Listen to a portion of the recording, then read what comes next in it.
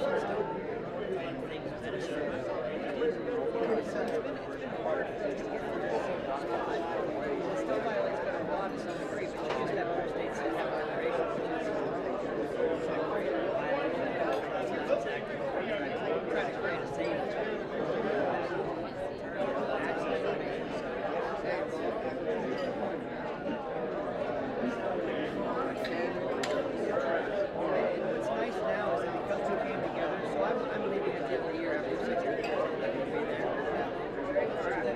session. They're not going to have this the fact is, every state has ever had a voter initiative. It's in place.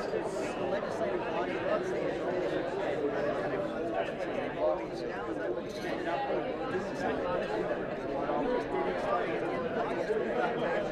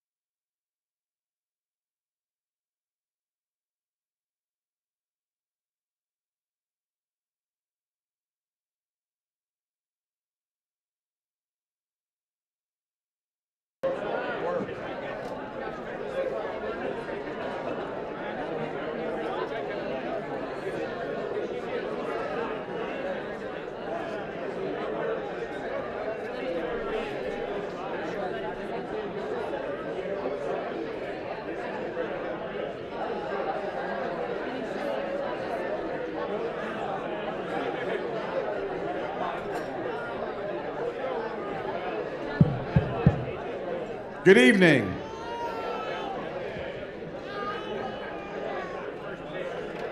Welcome to Salt Lake City, Utah, my new home.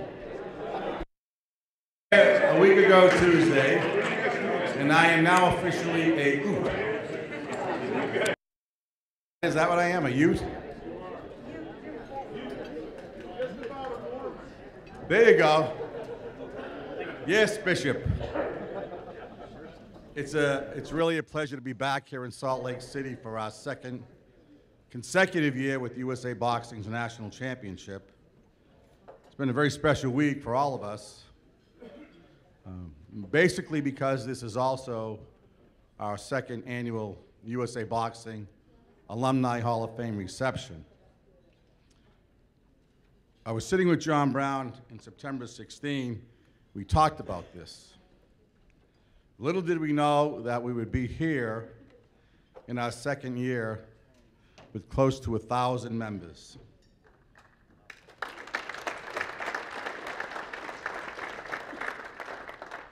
And that's where we want to start this.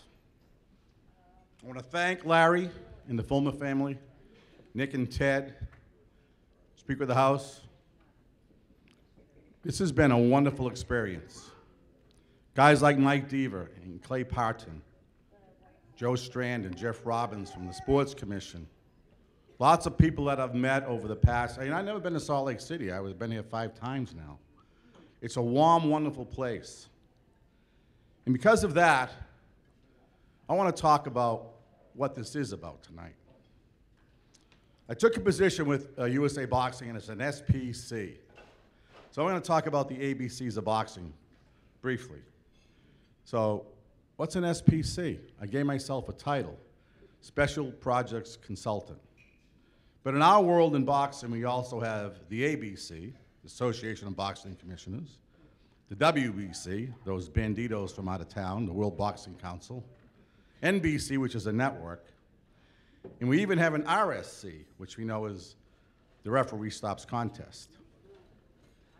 But I want to challenge everyone in this room to tell me what a VPC is. No answers? I'll tell you what it is. It's all of you.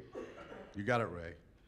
I call it volunteers with intense passion and a commitment to excellence. And that's all of you who go out every day to a gym to train a kid with a twinkle in his eyes, or a referee or judge who comes to Salt Lake City for a week in this wonderful, warm, tropical climate, sitting there waiting to referee or judge a fight. I cannot say enough about the passion of this organization.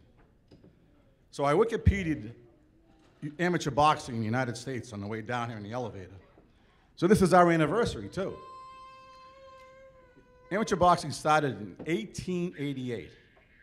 That's the first time those words were uttered in the United States. 130 years ago, somebody had this bright idea that we'd all be here in Salt Lake City tonight. So to encapsulate that, I'm going to give you a little quick 1-minute reason why this organization is so interesting. When I was younger, and I watched some great fights, especially with the Fulmer family, at ringside was the great Don Dunphy on the Friday night Gillette Cavalcade of Sports. And then along came, right there, Howard Cosell on ABC's Wide World of Sports. They were the voice of that generation. But tonight, as last year, we have another VPC here. We've made him an honorary member of this organization only because he is the voice of our generation. When I listen to Al Bernstein call a fight, it's a virtuoso performance. I could listen to all the greats of our era, but he gives you such an informative glimpse of what's going on in the ring that you go to another level.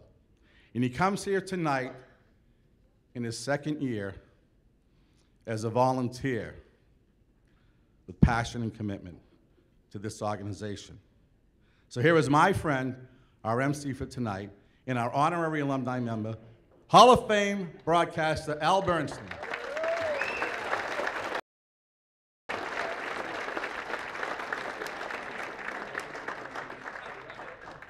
All right, with that nice introduction, Al has now lapped the field, and he is officially the person I want to do my eulogy. That's it. You beat everybody out, Al. That was such a nice... Nice. All right, we'll do each other's. That'll be. That's depressing, isn't it? What a way to start. Hey, it is a total delight to be back here again this year. Last year was such fun and such an enjoyable experience for me that I'm thrilled to be back here. Al touched on this, so I'll be very brief.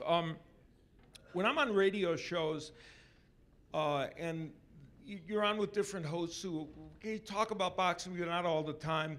You might be on and maybe before an Olympics or before some important amateur competition, and they kind of sum up the worth of U.S. amateur boxing by how many international competitions are won, or how many gold medals are won, or bronze medals, or silver medals. And at the end of the day, of course, everyone in this room knows that's not at all how you sum up the worth of amateur boxing, is it? Because the way you sum up the worth of amateur boxing is how many lives of young men and women are changed, not how many medals are won or how many competitions are won. Of course, everyone wants to win, and we part of making a program work is winning competitions. But at the end of the day, it's about what all of you do, as Al said. And we were sitting here. I was talking to Henry and John and Ray, and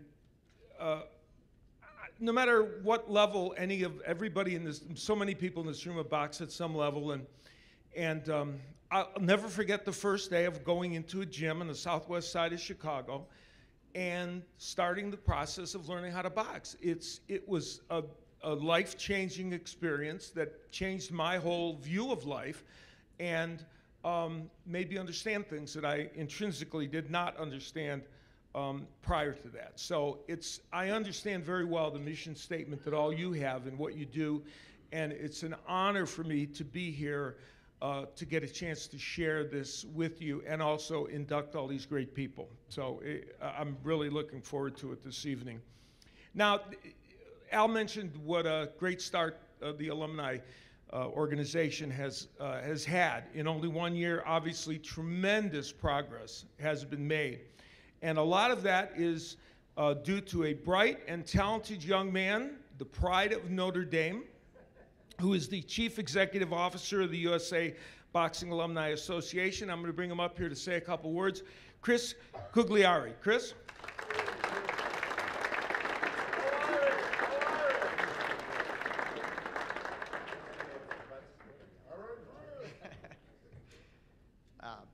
Thank you, Al. Appreciate that. Good evening, and thank you all for attending tonight's second annual USA Boxing Alumni Association Hall of Fame. I've had an honor of working with you guys over the past year plus now, actually, and it's been such an honor and a privilege to see this Alumni Association grow. It's something I'm very proud to be a part of.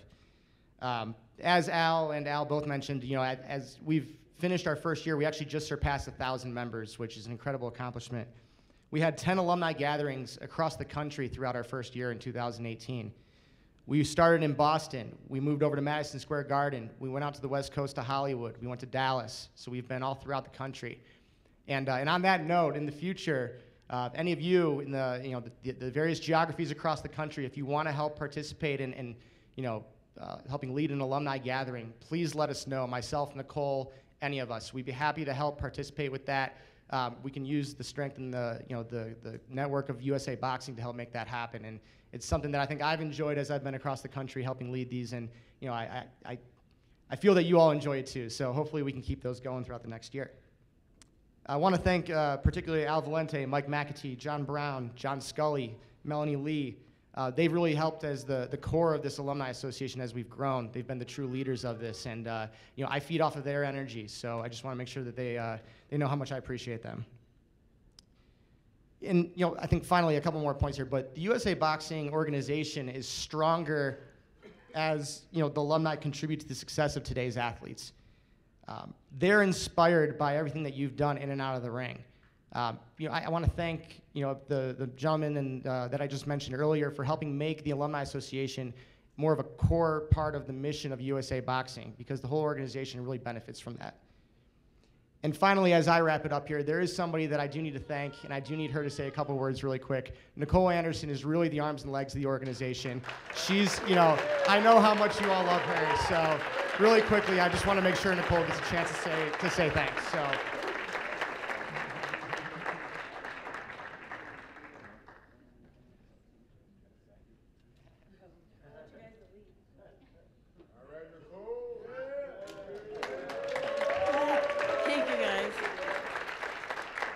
You know, I don't like speaking in front of a bunch of people, but I feel like I know a lot of you very well from all the time I've seen you, and I just want to thank you so much for, you know, supporting us, for joining, for talking, the relationship we've built.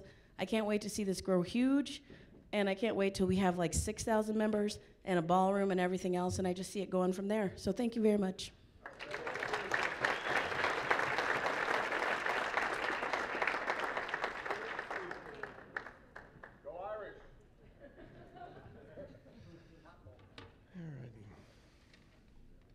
Our first award is, in fact, a special presentation to the first family of boxing in Utah. Now, for several generations, the Fulmer family has embodied excellence in boxing, and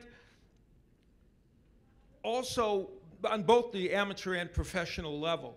And they also really define excellence in how you reach out to the community.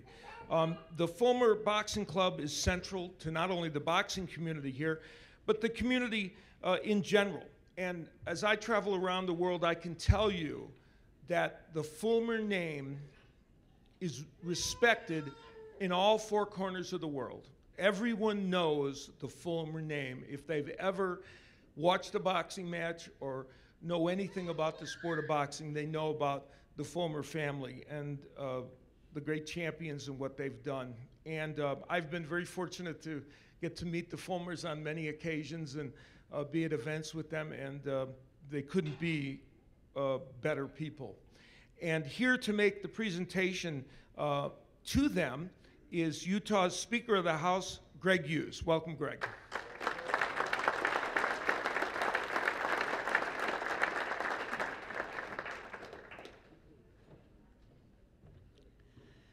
So I am honored.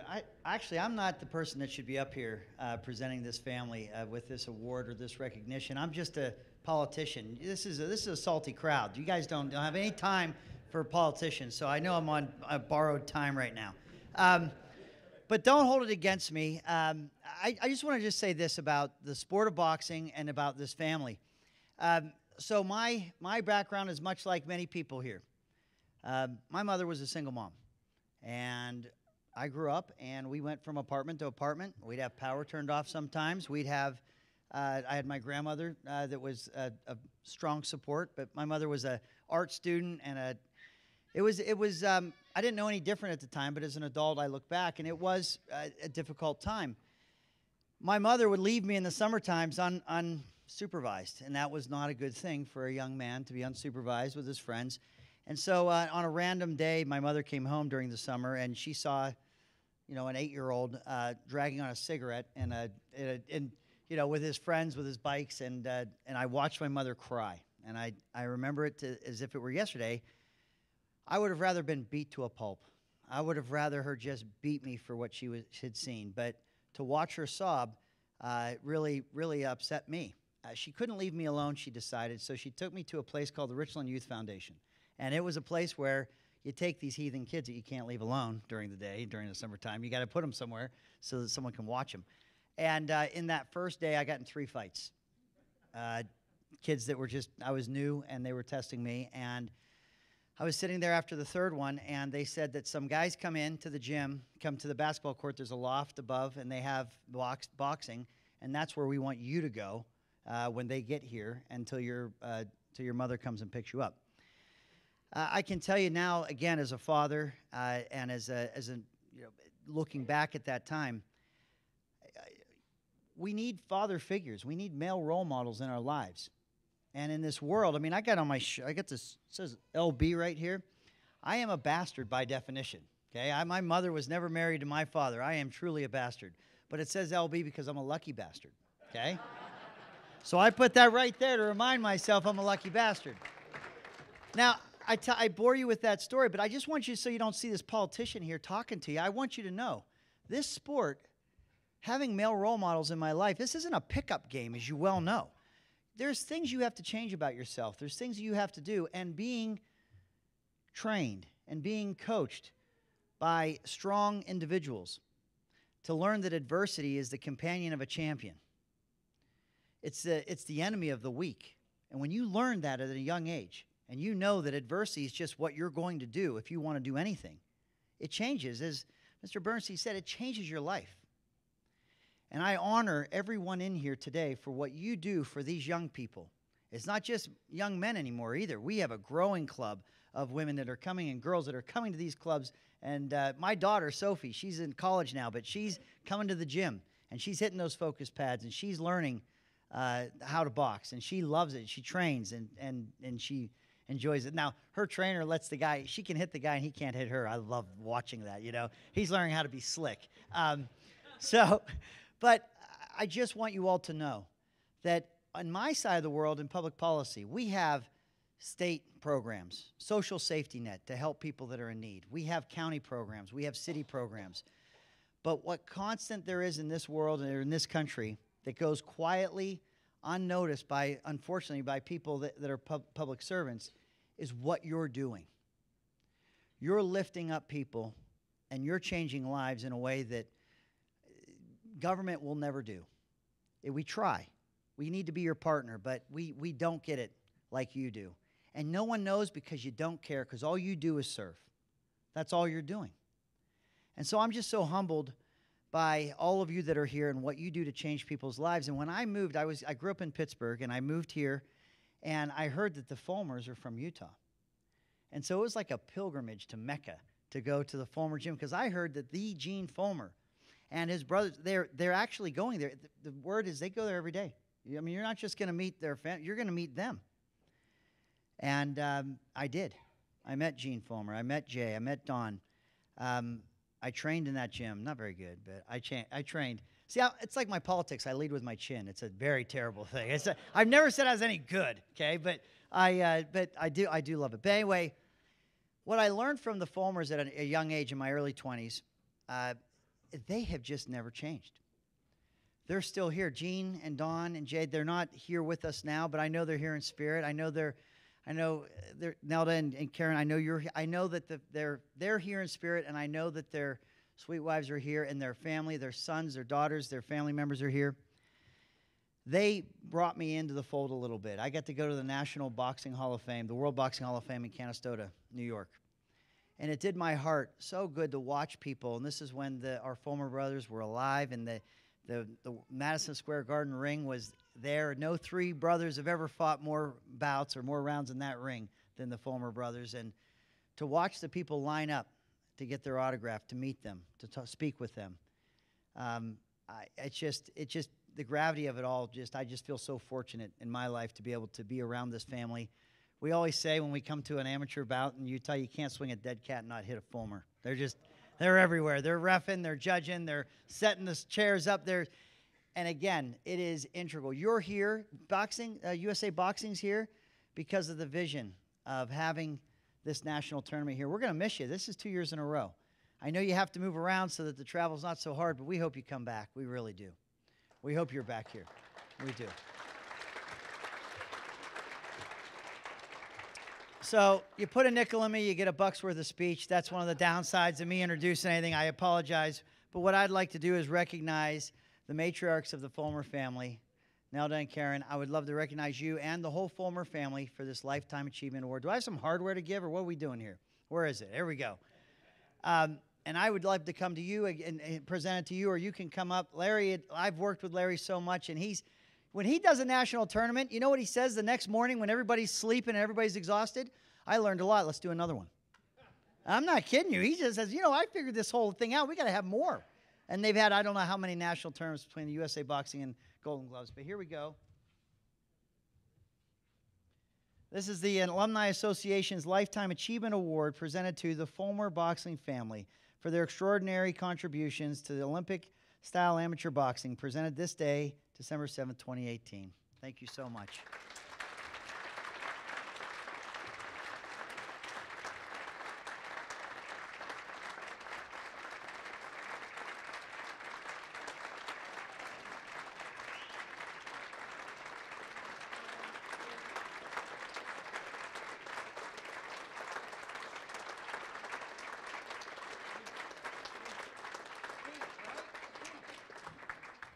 Thank you so much. I didn't know I was going to have to speak.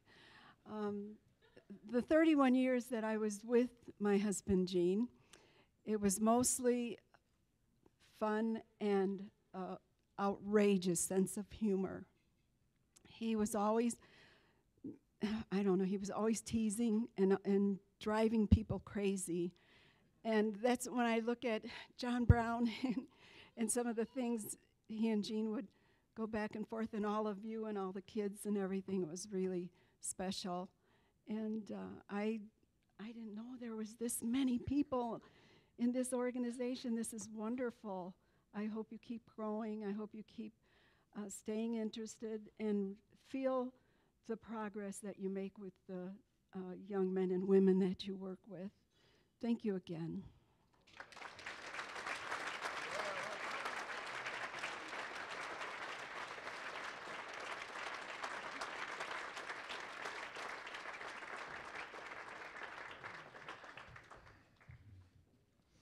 And the most important thing, and what recommends Karen even more than anything else, is A, she's a Chicagoan, and B, she's a Chicago Cubs fan. So that makes her extraordinarily special.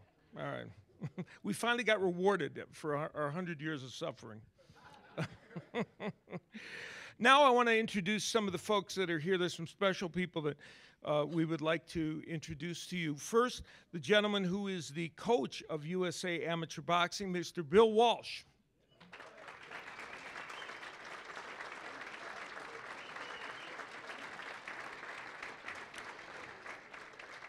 A gentleman who has reffed over 200 world title matches in the professional ranks, all the while having a distinguished career as a prosecutor and as a judge. He is a member of the International Boxing Hall of Fame, inducted in 2015. I think probably, if not one of, possibly the best referee of all time, Mr. Steve Smoger.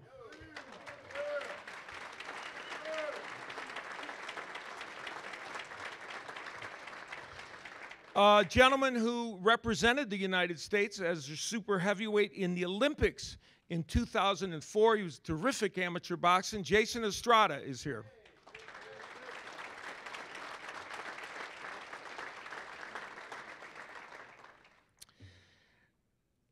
A gentleman who had a meteoric rise up the amateur boxing ladder, compressed almost a whole career of amateur boxing into one single year, and got so good that he went and won the Olympic gold medal in 1984. Henry Tillman.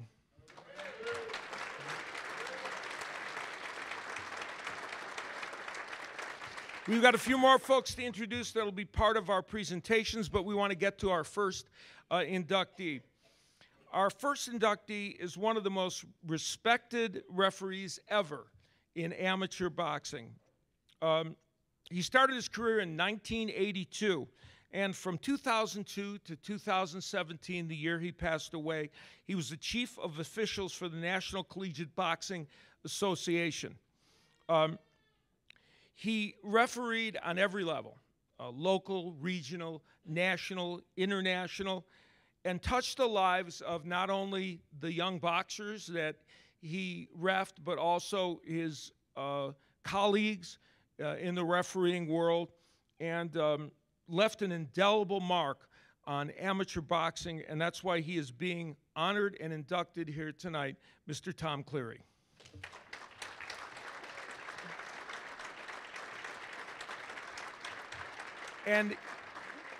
And here tonight, on behalf of Tom, his longtime friend and colleague from the Air Force Academy, Ed Wishers, is here.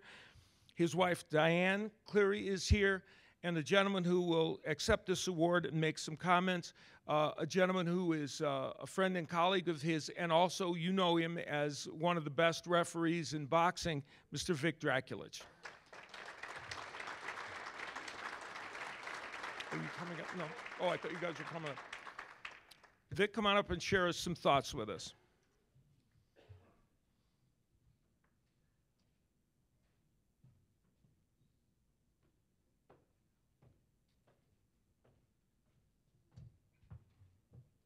Good evening. I would first like to thank USA Boxing for having me come to extol the accomplishments and sacrifices by Tom in amateur boxing.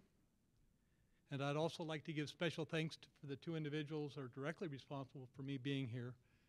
That would be Mr. Eddie Wishers and the love of Tom's life, Diane Cleary. I've been informed recently that next to every good man is a great wife, and I think that is applied here without a doubt. Tom and I met approximately 25 years ago in amateur boxing, more specific in the NCBA, National Collegiate Boxing Association. The National Collegiate Boxing Association is comprised of universities, colleges, and the three military academies, Army, Navy, and Air Force. And through those organizations, we have tournaments, both regional and national, fights the Monday preceding Thanksgiving at the New York Athletic Club, and most importantly, as it applied to Tom and I, the Wing Open at the United States Air Force Academy.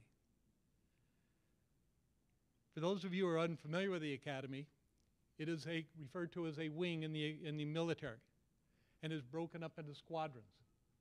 And from those squadrons comes the boxers that comprise the team. And they compete against one another in order to determine who, in fact, will be sent to the regional and national championships in the NCBA. Now, Tom and I met through the various programs, that being the regional and national championships in New York.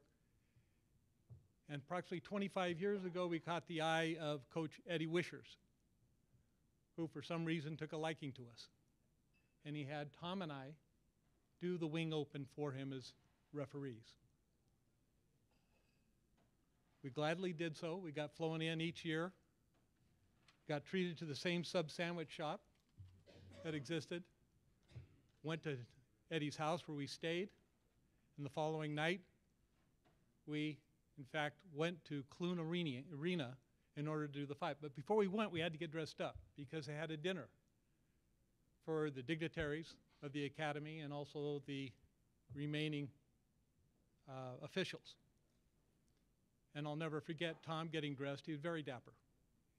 He wore his alligator shoes with a matching alligator belt, his coat, tie, shiny, and he'd look over and say, "Eddie, how do I look?" And Eddie would always have to say, "Great, Tom. You're looking great, pal." We then went to Clune Arena. We went to that dinner. Then after we got done with the dinner, went down, got dressed, and did what we were supposed to do, and that is to referee the Wing Open. And I'll never forget one night, we walked into the arena and it was jam-packed to the rafters with cadets, individuals coming from the community, etc. And there was a gleam in Tom's eye, being in the middle of all that was going on. After a while, Tom and I started to diverge our paths with regards to boxing. Tom went the route of international amateur boxing, AIBA. I went international professional boxing coming from Reno, Nevada, and doing most of my fights in Las Vegas. And Tom was very, very proud of his affiliation with AIBA and would always lord it over me. And he'd say, tell me about going to Azerbaijan. I still don't know where Azerbaijan is, but I'm sure it's over there somewhere. And then he would ask me questions. One time he said, "Vic, when are the pros going to adopt the 20-point system that we use in the amateurs?"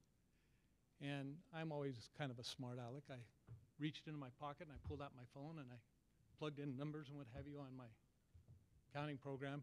I looked at him and he said, "Never." Eddie got a chuckle out of it. The next year he said, "Vic, when are they going to start utilizing 5 judges as opposed to just 3 in the pros?" Again, I grabbed my phone, pulled it out, looked at him. Never. I won on both counts so far, anyways. At some point thereafter, in the last, 3 years, I received the phone call that nobody ever wants to receive. And that was a phone call from Tom. And he told me he had just been diagnosed with prostate cancer. And little did he know at that time it had metastasized throughout his bones, and and organs. The reason Tom called me is because I am in fact a cancer patient. And in Reno, I received a 3-year death sentence from my oncologist there. And by virtue of my relations in boxing and the Nevada Athletic Commission, I got immediate acceptance into MD Anderson, which is located in Houston, Texas. And Tom was calling me for advice because I had undergone 2 surgeries. I bypassed, my death sentence was supposed to be up a couple of years ago, and here I am still working. Thank you. I told Tom immediately, well, after getting the death sentence from my oncologist in Reno, I got a call from the head doctor at MD Anderson telling me, you're a very important person. We got to get you down here immediately. Well, it wasn't me that was important. It was the fellow that called him that donated a lot of money to the program and what have you, and they're acting on his behalf. And I said, Doc, I just got to let you know ahead of time, is that I've been told that I have 3 years to live.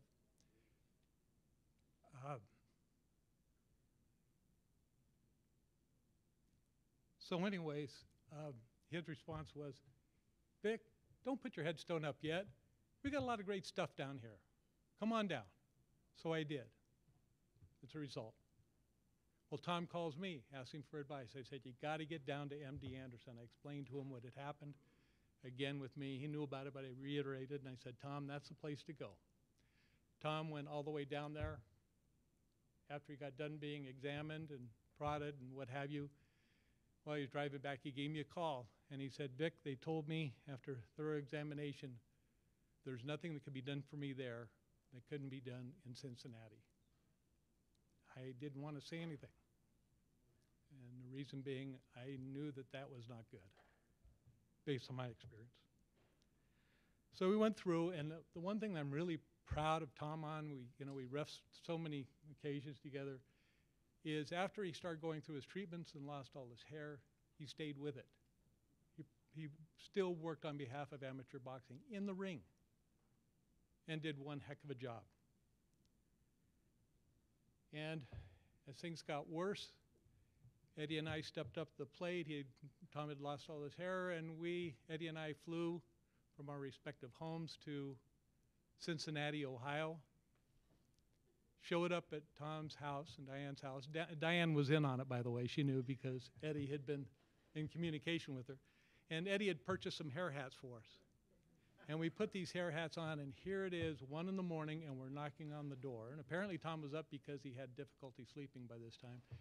And on each side of the door are windows. And I'll never forget Tom looking like this and like, what is going on here? And he's looking, and Diane prodding him to go up and take a look. And he sees that it's us. He invited us in. We spent the rest of the weekend with him and just had a great time. As Eddie has said in the past, he's a champion in the ring, and he was a champion in life. And it doesn't get it much better than that. And to have you people here give him homage is great. He received this honor of being inducted into the Hall of Fame after spending 25 years and helping boxing clubs in Cincinnati, his home. Administered clinical certifications and evaluations for referees in Cincinnati throughout the U.S. He monitored local officials in Cincinnati and created a consistent core of competent and consistent referees and judges. Was a member of the USA Boxing since 1989. Refereed boxing in 12 countries on 4 different continents. Served as a National Junior Olympic Chief from 2003 to 2009. Served as a Chief of Officials for the National Collegiate Boxing Association from 2002 until his death. Refereed Central America Championships, refereed World Championships in Chicago, refereed in the AIBA World Series of Boxing, earned a 3-star rating from his contemporaries. He was named the NCBA Official of the Year in 1917.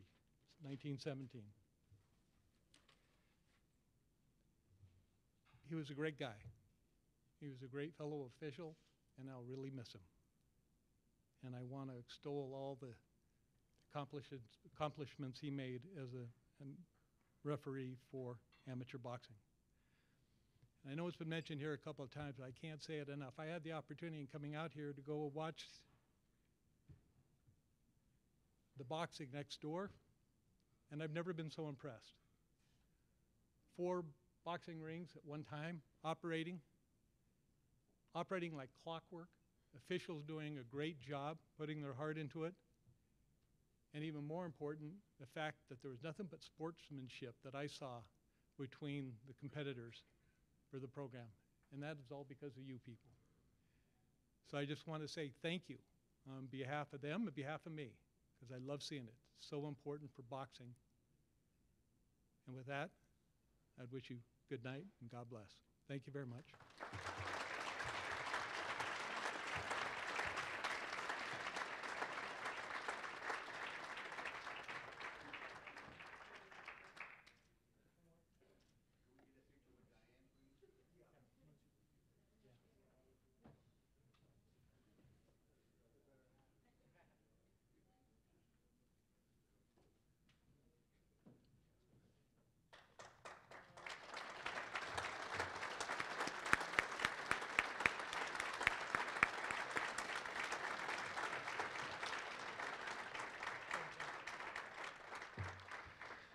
Thank you, Vic.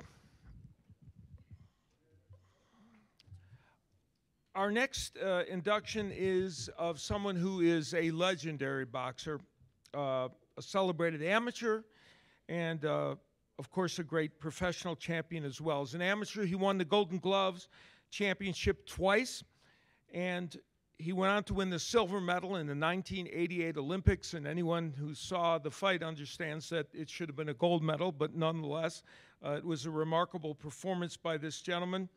And he went on as a professional to win titles in 4 weight divisions and be universally acclaimed as one of the great boxers of that era or any era. The next gentleman we will induct is Roy Jones Jr.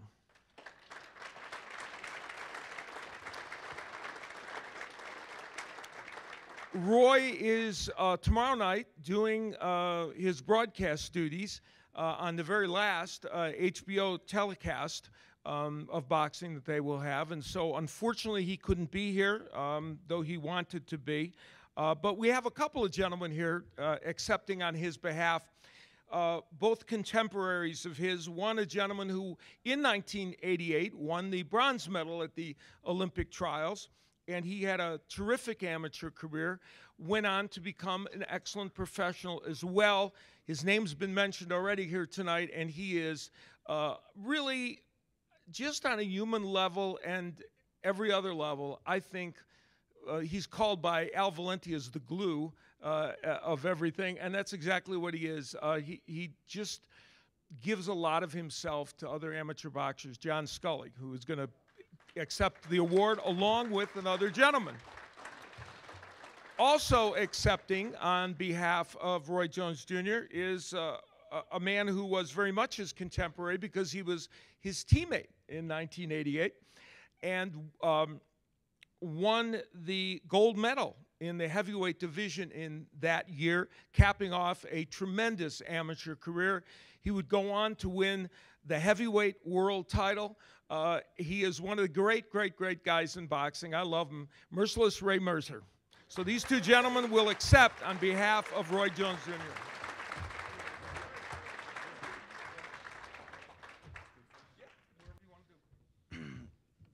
Good evening. Just couple quick stories, little background that you may never have heard about Roy Jones. You know, I know. He's dressed up. It's a private joke.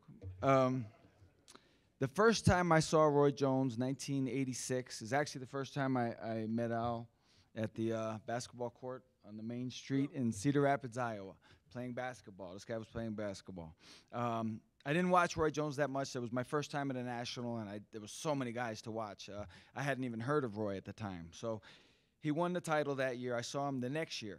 I paid attention. His first fight, he fought my teammate, a guy by the name of Anthony Daly, who was a very good amateur.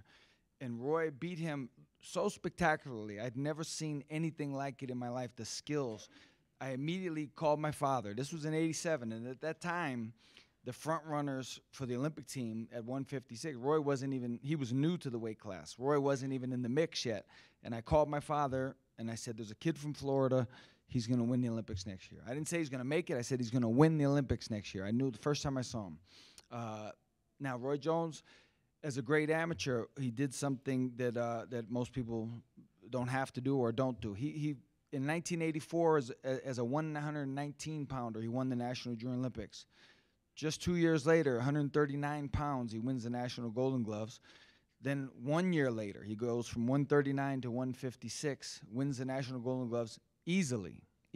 Then in '88, he loses in the semifinals in one of the best amateur fights I've ever seen to Gerald McClellan, which was a tremendous fight, 3-2 split decision, a fight that was so tough that a month later in training camp, Gerald was there and Roy was there. That was the first time I ever sparred with Roy. And I thought I was going to box with Gerald, but Gerald told me his jaw was still hurt from the fight a month earlier and that he couldn't spar. So that tells you what it's like to be in the ring with Roy Jones.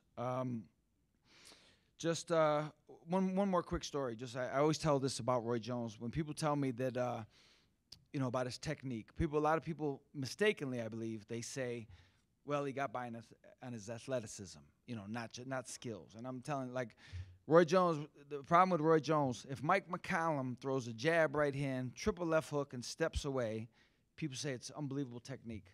If Roy Jones does it, they say, oh, what athleticism. He's unbelievable, his speed. He does the same stuff, but he adds a little flair to it. Roy Jones is a great champion. And one indication, and then I'll turn it over to Ray. 1994, Roy Jones, Simon Brown fought a rematch with Terry Norris. Terry Norris had been knocked out badly in the first fight. Now, Terry Norris was a great boxer, but he was on the kick at that point in his career. He was trying to use his power, and he was knocking a lot of people out. He tried to knock Simon Brown out. He got knocked out. They fight a rematch, and Terry boxes a beautiful fight. He moves. He's all over the place. He's untouchable. He's letting his hands go. He wins, I think it was 12 out of 12 rounds, maybe. The next day, I saw Roy in the training camp, and I was all excited. I said, man, you see the fight last night? Terry Norris fought a great fight, And I'll never forget his words, and I always carried it with me, and I always told all my fighters this.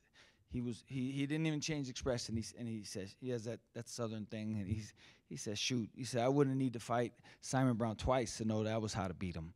And when they said that, it was so simple, but that was his ideology, and I believe that's what made him a great fighter. So I'm honored to be here on behalf of him. I'm going to hopefully talk to him soon and tell him everybody was here and everything's great. And now we're going to hear from his Olympic teammate, Mr. Ray Mercer. All right. Before I always speak, I always want to thank all the veterans in the house for us having this event. Because without you veterans, guess what? We wouldn't be here. So stand up and give yourself an applause. I served 10 years myself.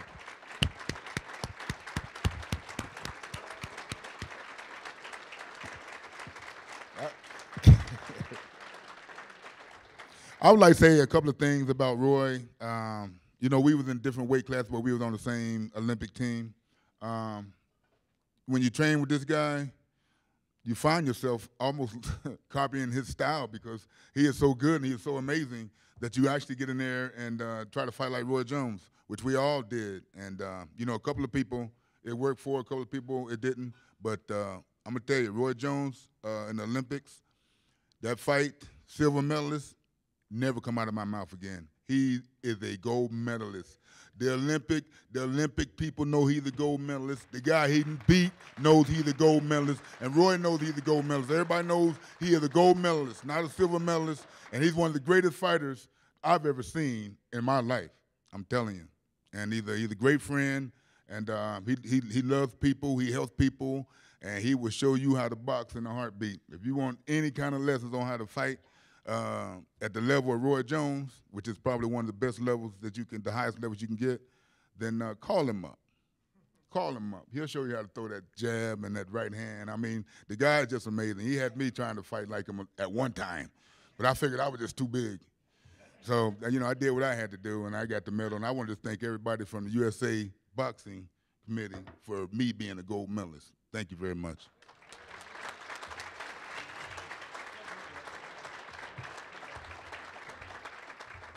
You guys want to? Good job. No, here you got a goodie for him. There you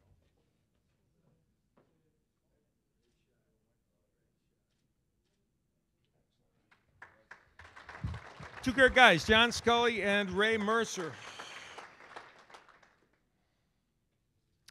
Our next inductee is someone who is certainly one of the finest trainers of amateur and professional boxers who has ever lived.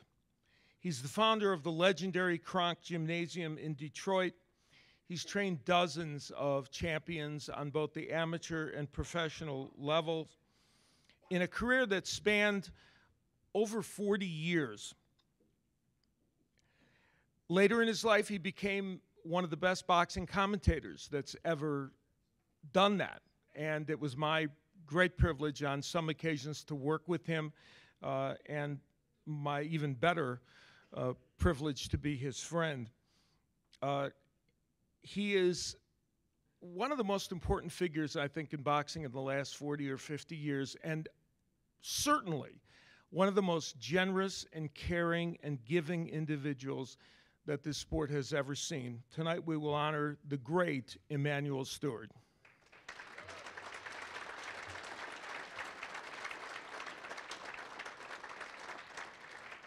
Here to represent Emanuel, not his sister, Diane Stewart Jones, the manager of Kronk Gym, Laney Perry, his wife, Marie, and accepting the honors for Manny, his daughter, Sylvia Stewart Williams.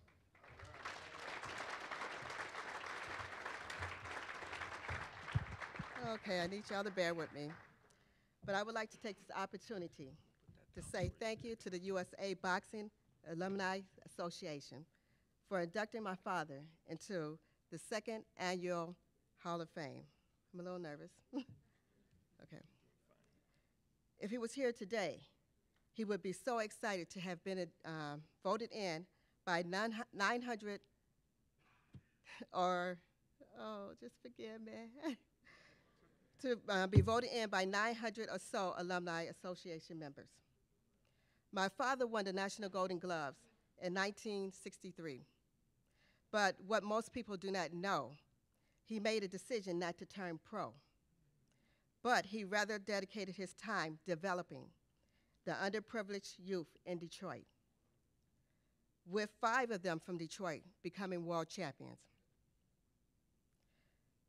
He gave the inner city youth the opportunity to see the world by letting them compete in tournaments by the USA Boxing. In the 70s, he had a powerful amateur team. And in the 80s, Stevie McCoy won the Olympic gold medal. Also during the 80s, most of his amateur fighters became professional fighters. He had a God-sent talent to develop amateurs into world champions. As a result of his dedication, my father was able to train over 40 world champions, which is amazing. So on behalf of Emanuel Stewart's family, the Kronk boxing team, Milton McCoy, former welterweight champion, who is the head coach of the amateurs, and myself, I thank you for recognizing my father for his long life dedication and commitment for what he believed in, which is the amateurs. And I just want to say thank you also for my mother, Marie Stewart, for keeping up the amateur team when my father passed away. Otherwise, we would not have a Kronk amateur team, and I wish they were here right now. So I want to say thank you. Thank you. You're great. Thank you for being here. You were fantastic. There you go.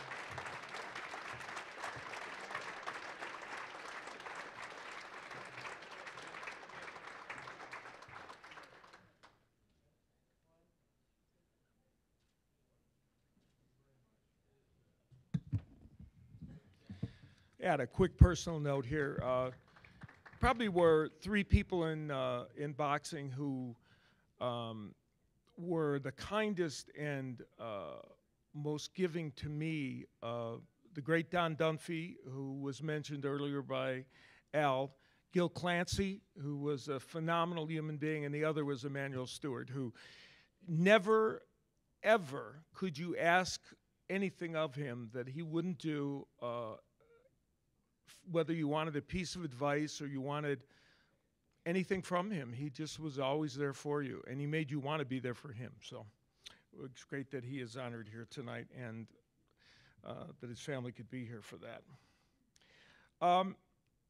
The next honoree is perhaps the most, not perhaps, she is the most decorated women's boxer in the history of the sport. She has been a national champion. She won the Pan American Games, and twice she won Olympic gold medals. In 2012 and 2016, she was able to win the gold medal, and that's something that no American male or female has ever done, to win back-to-back gold medals in an Olympics, which is really extraordinary. She finished her amateur career with a fairly good record of 77-1, so that was fairly good. And now, as a professional, she is the undisputed champion, and in fact is fighting tonight. Tomorrow night, but we will honor tonight Claressa Shields. Do we have the video of her? No. Okay. And accepting she is boxing tomorrow evening, as I mentioned, so she could not be here, and I know she really, really wanted to be here. She has such an abiding respect for the people that that helped her and helped other amateur boxers, both young women and men, that she wanted to be here but could not. On behalf of her, we're going to give accepting the award for her will be the chair of the Women's Commission for USA Boxing, Jackie Adkins. Jackie?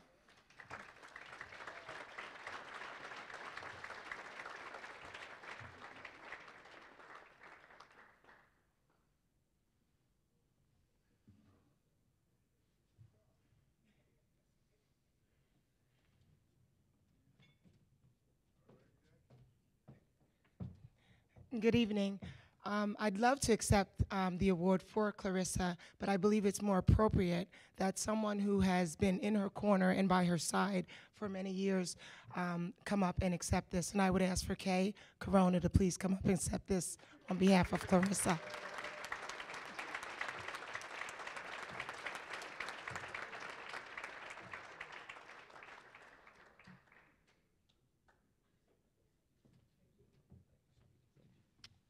Thank you.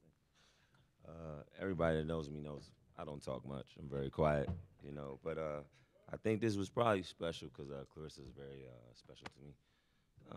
A lot of y'all know Claressa went through a lot growing up, rape, you know, a broken home, drugs, and everything like that. And I watched her fight as a young girl, and I was just like, wow, this girl's spectacular. At then, I was just an ordinary coach, you know, just watching youth grow up. But she just had a spark with her. And I remember at the Olympic trials, you know, it wasn't her time yet, but I remember Franchon Cruz was standing next to me one time, and I said, she was a junior. She was at Junior Olympics, and I said, this little girl, you guys got to watch out for her. She's going to be the Olympian. And they were like, no, she's not. And I was like, Claressa, come here. And I was like, you're going to be an Olympian. She was like, you think so? I was like, yeah. Next you know, next year they changed the date. They changed the date, the ages, and Claressa was sitting in the office. Everybody was in there, and they were saying, you know, you're not old enough, you're not this. Then Christy Halbert got up and said, no, hold on, wait a minute. You know, the dates have changed. You are old enough. And Claressa jumped up, ran outside the room, ran to one of the officials and tore her paperwork up and changed it and said, I'm going elite. And it was like, everybody was like, she's too young, she's not gonna do it. And she just blew everybody out of the water. And that's what I loved about her, that she was not afraid to be different. She just loved being herself. She cheered everybody on. You know, even she had a dispute with you, she was still there for you. And that's what was funny about Claressa. She always spoke her mind.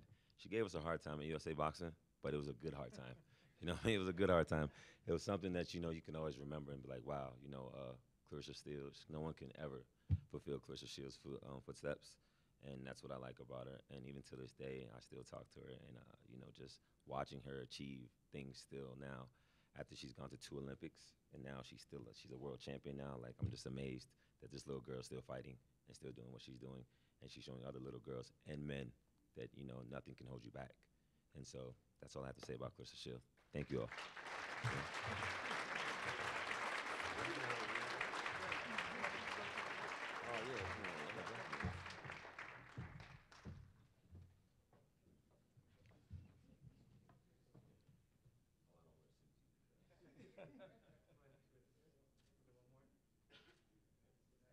Thank you.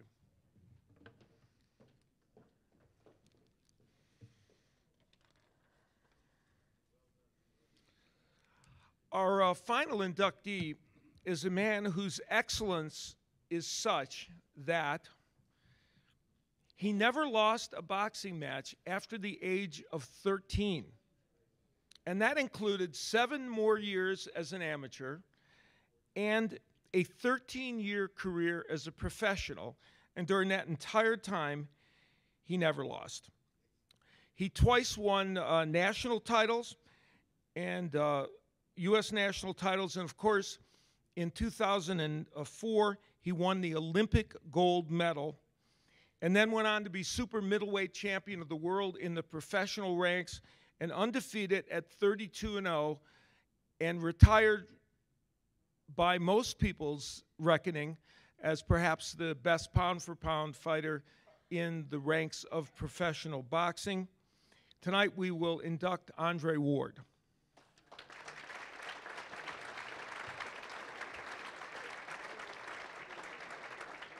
Andre is announcing boxing. He has become a very good boxing announcer, and I will say that as I mentioned some of those people that I went to for advice, Andre, I was honored that Andre came to me for advice on broadcasting, and the advice I had to give was not very much because he is a natural, and he's terrific at it.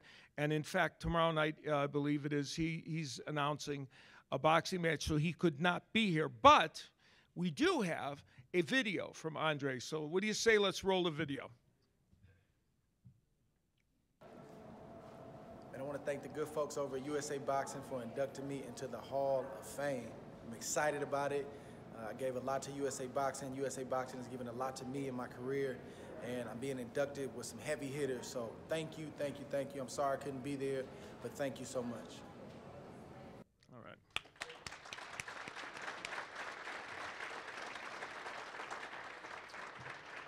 Here to accept the award and the honor and bring it to him, a young man who himself had a phenomenal amateur career and is, in fact, undefeated as a professional. He was the silver medalist at the 2016 Olympic Games representing the United States. Please help me welcome Shakur Stevenson. Is he here? I should say re-welcome. You get double the time today.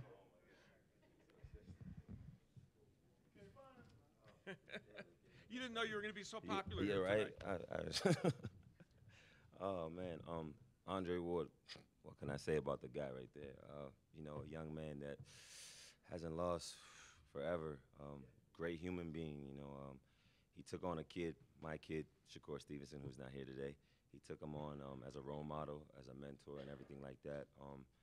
And for some reason, it's like funny to me because it's like I feel like Shakur kind of made Andre Ward a little bit more popular because no one understood the way Andre Ward boxed. It was like a skill, a craft, and a lot of people didn't appreciate it. But those that really understood boxing, you know what I'm saying, like respected Andre Ward. And it took a while, people that know, it took a while for people to start respecting his style and his patience and his craft. And that's what Shakur loved about him. And a lot of kids now, they respect that. You know, in the amateur game, USA Boxing, we're realizing that, you know, it's not always about the fight, it's about the mental part of boxing. And that's what Andre Ward brought to the game.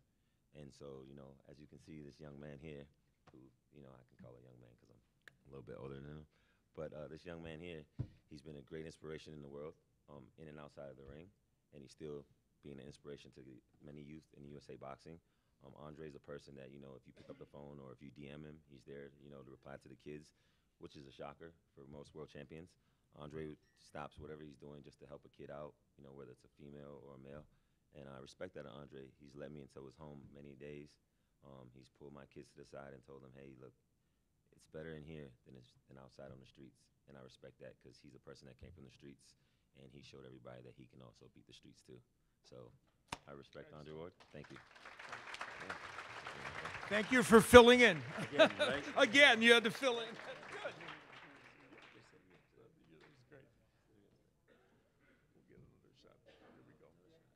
Good. Another photo. You're forced to take another photo with me. Good to see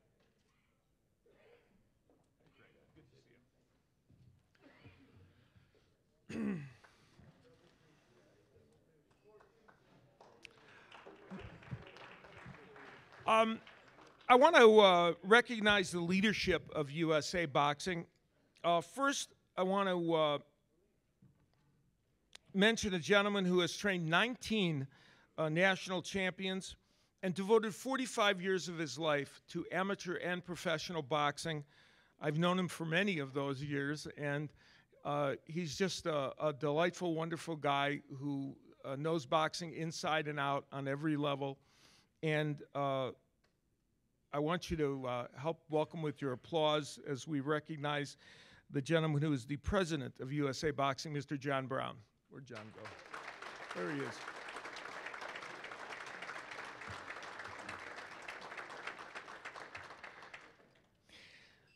This gentleman trained amateur and professional boxers while carving out a very impressive law enforcement career for over 25 years in Lawrence, Kansas.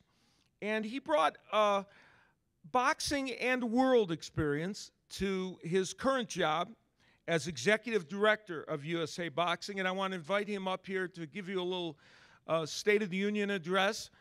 Please help me welcome Mike McAtee.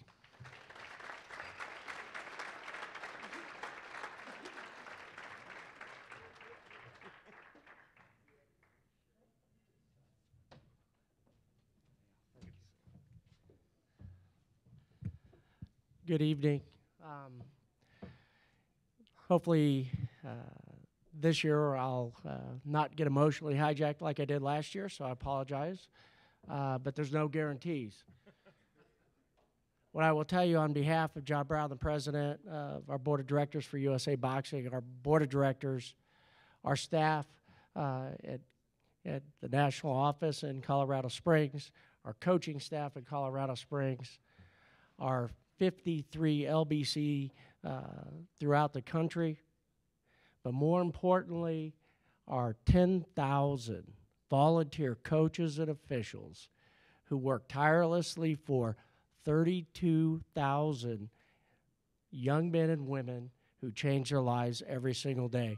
And that is why we're all here. We're celebrating that, but more importantly, this room gives every one of these young men and women the opportunity to be inducted into the Hall of Fame, but more importantly, they're part of a family, much like the Fulmer family, that is one big part of their lives, but more importantly, USA Boxing changes lives in and out of the ring.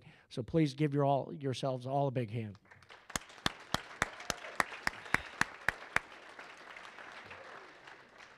I'll be real quick. There's a few people I want to point out and thank on behalf of the Alumni Association and USA Boxing. Al Valente, who is the one person that keeps the ball rolling. You have Chris Cuglieri, who is constantly on phone calls with myself. But the person that everybody has met, talked to, and quite frankly, when she was applying for a job with USA Boxing, I could not have written a better job description, a better person, but we all need to give a big hand of applause for Nicole.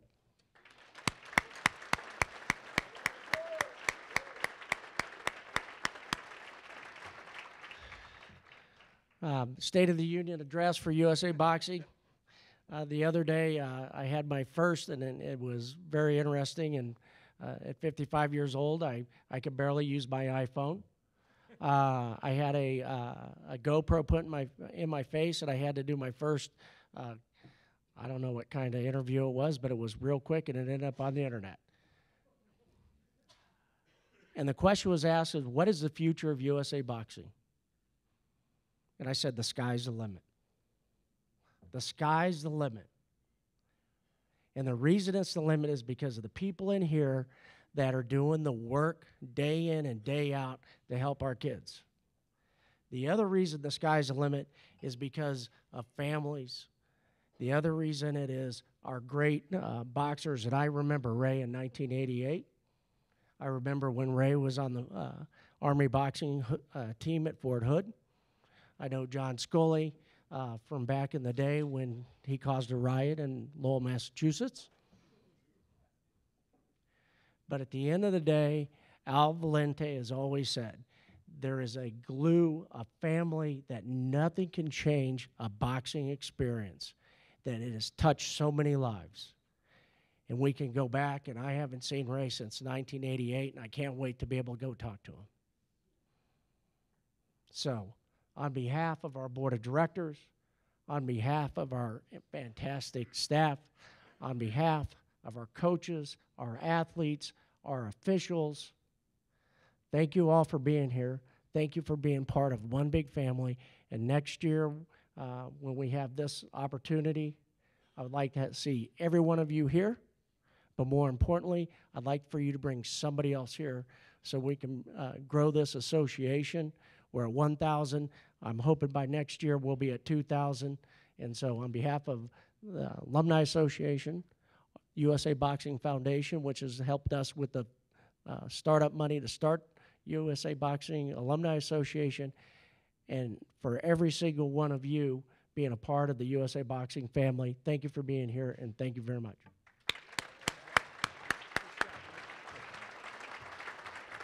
Thank you very much, Mike. Let me say a personal thank you to all of you for letting me come back and MC this event again. It's a joy. I travel around and do a lot of events. I can assure you that none is more enjoyable to me than coming here. To close out the evening, I'm going to bring up Al Valente again.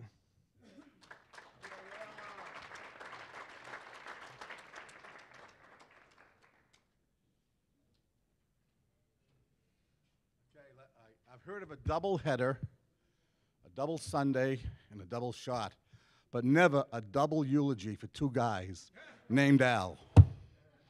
So here's the deal. It's been a great night, but I lugged all that memorabilia from Portland, Maine. And last year I said, I'm not taking it home. Brian Lawrence, Chad Riggle, Joe, here's what I want to do. Are there any bids out there? So, Mike, you're going to take care of this too. Those of you who have your bids out there, go and look. Settle up. Anything's not bidded on, I'll take the best offer because the money's going to USA Boxing. I'm not getting on that Delta flight and convince that stewardess that I'm going to put that in the overhead. So I ask you, please, to look at this great memorabilia, take it with you, use it as a gift. On a final note, I want to thank everyone here tonight. This has been an exceptionally great second year for us. Some of the inductees, all of the inductees, as a matter of fact, were terrific, well-deserving. But I want to thank, really, three or four people, personally. I got to say, Ray, man, you're it. You got the great voice. You got the gold medal. Thank you, Ray. Thank you for coming all the way from Carolina. And thank you for being a Pittsburgh fan.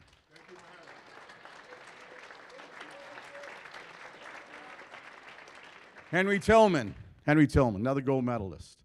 If the standard in amateur boxing is gold, how lucky are we tonight to have two gold medalists here, and according to Ray, 3 in the screen, because Roy was a gold medal winner. Another round of applause for Henry Tillman for a great story. But, Johnny, there's more. Today is an anniversary for Henry Tillman. In 1984, he won his gold medal. And on December 7th, 1984, 34 years ago tonight, he turned pro and beat Uriah Grant. Happy anniversary. To John Scully. You know, a lot of people don't know, Scully and I have a real history. I did the IBO Late Heavyweight Championship with a guy I was promoting, Drake Dasdy, and John Scully. But I'll tell you, he is the glue factor, man. He does it all. I've never met a guy that can get a guy in 30 seconds like he can find him. John, thank you for all you do. Once again, to the Fulmer family, my new Ute family. Where's that speaker? Where'd he go? He ducked out? Greg, man, you ought to come to New England. You changed the whole complexion over there, man. Those guys need to learn from you how to really run a state. Thank you.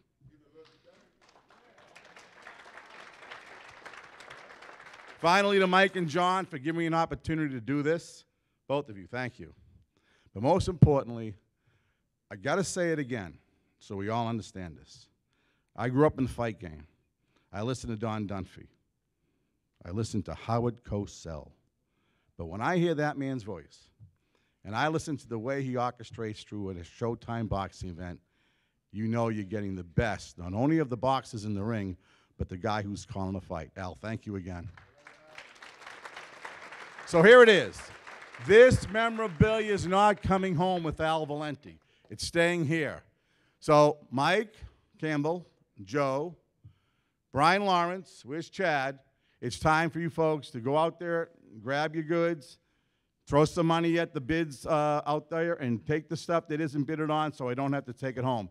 And again, Merry Christmas to everyone, and thanks for coming out. Thank you.